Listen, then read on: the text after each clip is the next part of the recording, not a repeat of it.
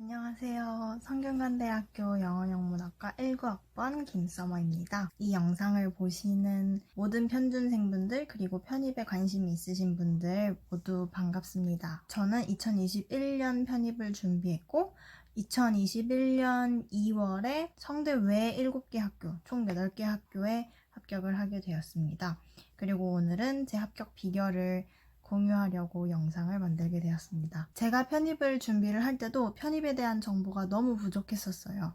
특히 저 같은 경우에는 일반 문과였는데 일반 편입 문과생의 편입 후기가 정말 극히 드물어요. 일반 편입 문과 후기는 아마 거의 제가 처음이 아닐까 싶습니다. 아무튼 긴 얘기 않고 바로 시작해볼게요. 인스타그램에서도 편입 관련 정보를 올리고 있는데 거기서 꾸준하게 받았던 질문들 위주로 대답을 해보겠습니다. 1번은 서머 전적대 혹은 스펙 공개인데요. 저는 전적대는 인서울에 있는 여대 영문과를 다니고 있었고요. 그리고 토익 점수는 2021년 10월 10일에 만든 성적이 990점이었습니다. 합격 대학은 성균관대학교 영어영문학과, 이화여자대학교 영어영문학과, 중앙대학교 영어영문학과, 경희대학교 국제학과, 외국어대학교 EICC 학과, 시립대학교 영어영문학과, 그리고 건국대, 홍익대 모두 영어영문학과. 불합격 대학은 한양대 영어영문학과였습니다. 한양대는 1차가 필기시험이었는데 거기서부터 떨어졌어요. 1차에서. 공부는 얼마나 하셨나요? 저는 2020년 2월부터 공부를 시작했는데요. 2020년 2월은 혼자서 복화바이블만 1회독을 했고 보통 학원이 3월 달에 개강을 많이 합니다. 그래서 저도 그거에 맞춰서 3월 달에 학원을 등록을 했고 12월 말까지 시험이 거의 끝날 때까지 학원을 다녔습니다. 총 수험 생활 기간은 10개월에서 11개월 정도라고 말할 수 있습니다. 학원은 어디 다니셨나요? 저는 편입학원 중 가장 큰 학원 다들 아시죠? 메가스터디 표시가 옆에 그려져 있는 그 학원 다녔습니다. 학원을 어떻게 정해야 하나요? 라는 질문도 굉장히 많이 받았었는데 정답은 딱 하나, 가까운 데 가세요. 저도 제가 다닌 곳을 누가 추천해 준 적도 없는데 그냥 집에서 제일 가까운 편입학원이라서 바로 큰 고민 없이 그냥 카드를 긁고 나왔던 사람입니다. 일반 편입을 하시는 분들은 공부 시간이 정말 촉박하실 거예요. 그래서 길에서 버리는 시간을 최대한 아끼셔야 한다고 생각합니다. 솔직히 학원 관리 시스템 이런 거는 다 비슷비슷하다고 봐요. 관리를 잘하는 학원을 찾아다니려고 많은 시간을 쓰는 거는 효율적이지 않은 것 같습니다. 그리고 만약 학원을 다니기 어려우시다면 인강이라도 꼭꼭 들으시기를 추천합니다. 인강 듣는 분들은 집에서 공부하지 마시고 꼭 독서실이나 도서관을 잡으셔서 스스로도 8시간 이상 공부를 할 수 있도록 자기만의 공부 시스템을 잘 가지게 노력을 해주세요. 독하게 공부한 제 하루 공부 루틴을 알려드릴게요. 저는 6월 초부터 학원에서 새벽반을 수강하게 되었습니다. 6월 초부터 12월 말까지 저의 하루는 오전 5시 반에 기상, 6시 반에 학원에 도착을 해서 7시에 수업이 시작됩니다. 12시가 되면은 점심을 먹었고 오후 1시부터 6시까지는 다시 자습을 했으며 저녁을 먹고 오후 7시부터 밤 10시까지 또 공부를 했습니다. 학원이 10시에 닫았기 때문에 학원에서 나오는 길에 지하철에서 이동하면서 단어 공부를 했고 집에 와서는 바로 씻고 잤습니다. 평일 같은 경우에는 무조건 이 루틴을 반복을 했고 주말은 대신 학원 안 나가고 집에서 쉬었던 적이 많습니다. 그러다가 이제 정말 시험이 얼마 남지 않은 상황에서는 주말에도 학원을 나가서 공부를 했는데 평일처럼 공부를 하지는 않고 4, 5시간 공부를 하고 오후에 집에 일찍 와서 집에서 쉬었습니다. 본격적으로 저의 공부 팁에 대해 말씀을 드릴 텐데요. 가장 중요하게 여겼던 것은 학원 수업 내용 복습이었어요. 그날의 가장 중요한 목표로 세워서 공부를 했습니다. 이제 한번 과목별로 들어가 볼까요? 모든 합격생 후기 보시면 공통적인 게 있거든요. 바로 이동시간 이용해서 단어 암기하기인데요. 저는 이동시간에 편하게 단어 공부할 수 있게 단어장에 있는 모든 단어와 한글 뜻을 제 목소리로 녹음해서 휴대폰에 가지고 다녔어요.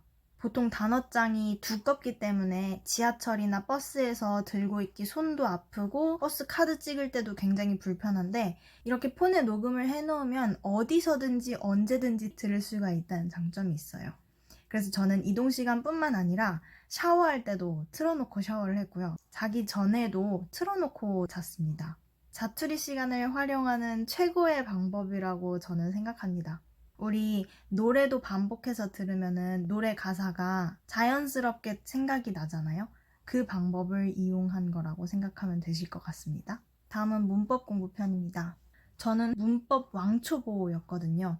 초반에는 문법 고민을 정말 많이 했었어요. 그런데 다행히 편입학원에서 문법을 너무너무 쉽게 잘 가르쳐 주시는 교수님을 만나게 되었고 그 교수님 커리를 따라서 수업을 듣고 그 다음에 문제집을 총 2가지 풀었습니다. 편머리 심화편과 편머리 기본편. 제가 문법에서 좋은 성적을 받을 수 있었던 이유는 개념서 자주 보기입니다. 대부분 하반기에는 문법을 많이 암기를 하셔서 개념서를 잘 안 보시는 분들이 많고 특히 상위권 분들은 아직도 개념서를 봐야 돼? 문제풀이만 하면 안 돼? 하면서 문풀만 하시는 분들이 계세요.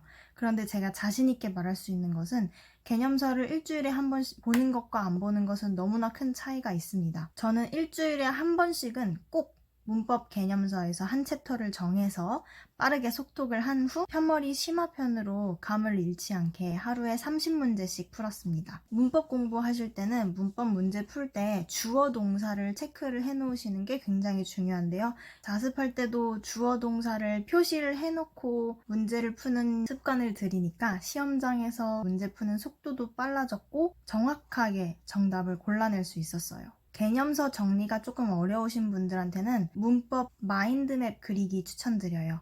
빈 종이에다가 한 주제를 잡아서 예를 들면 수동태면 수동태라는 챕터 하나를 잡아서 내가 생각나는 대로 키워드를 모두 적어보는 거예요.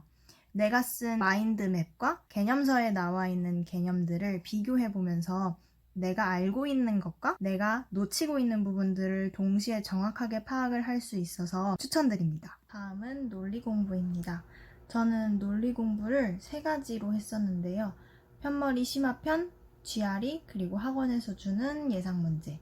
저 같은 경우에는 GRE가 굉장히 많은 도움이 됐어요. 한양대, 이대, 서강대는 논리가 정말 어렵고 논리 구조가 아주 좋은 학교들입니다. 이 학교들을 목표로 하신다면 더더욱 GRE를 푸시면서 논리력 익히는 연습을 하셔야 해요. 논리도 문법과 마찬가지로 흐름을 읽고 그냥 이거겠지 하면서 푼다던가 감으로 찍어서 맞추는 것은 의미가 없습니다. 선택지 하나씩 대입해보면서 푸는 것도 좋지 않은 방법입니다. 저는 논리 공부할 때 항상 중요하게 여겼던 것이 근거, 키워드부터 찾는 것이었어요. 지문에서 정확한 근거를 찾는 연습을 하는데 초점을 맞췄고 선택지를 먼저 보지 않는 거를 원칙으로 했어요. 그리고 또 엄청 중요한 거, 논리 공부할 때는 오답 노트를 꼼꼼하게 해야 되는데요. 저 같은 경우에는 오답 노트뿐만 아니라 맞은 것도 왜 맞았는지 분석을 했고 틀린 것은 또 왜 틀렸는지, 내가 무얼 놓쳐서 틀렸는지 모두 분석해서 오답 정리, 그리고 맞춘 것도 정리를 했습니다. 이 정답이 왜 정답인지 내가 설명을 논리적으로 할 수 있게끔 공부를 하시는 게 중요해요.